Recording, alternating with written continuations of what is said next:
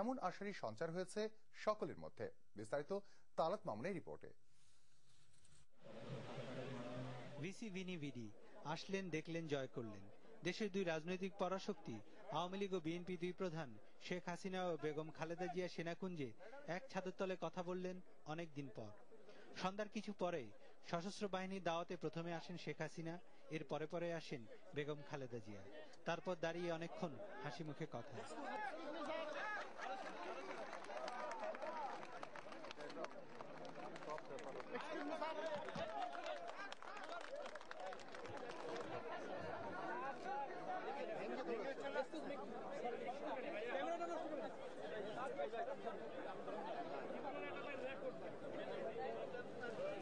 দুজনকে ঘিরে দাঁড়িয়ে থাকা উপদেষ্টারা হাসছিলেন তৃপ্তির হাসি, আর বাইরে দাঁড়িয়ে থাকা আমন্ত্রিত অতিথিরা হাততালি দিয়ে জানান দিচ্ছিলেন এমন দৃশ্য যেন হয় প্রতিদিনের ছবি।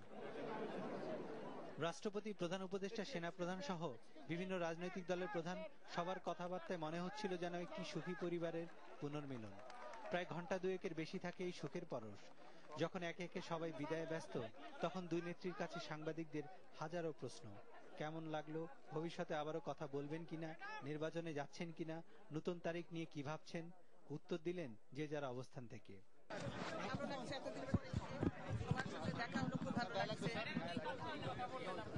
বিভিন্ন বিষয় নিয়ে এই আলোচনা হলো আর কি,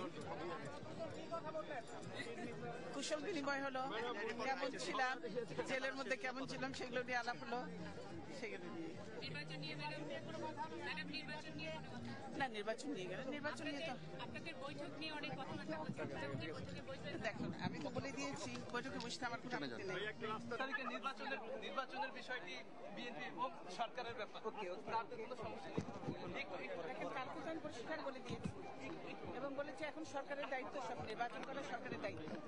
আমরা মনে করি সরকার পরিষ্কার করবে এবং আমরা নির্বাচনে অংশ নেব। সারা দেশের মানুষ অপেক্ষা করে আছে যে কখন তারা ভোটটা দেবে, কখন তারা নির্বাচনে অংশ নেবে, এবং যত তাড়াতাড়ি ইলেকশন হবে তত তাড়াতাড়ি এমার্জেন্সি উঠে যাবে। ঠিক আমি বুঝতে পারি না যে এমার্জেন্সিকে এভাবে আরো বেশি দিন রাখার চেষ্টাটা কেন হচ্ছে, ইলেকশনের এই তারিখ পিছানোর প্রস্তাব করে। এটা আমার বোধগম্য না।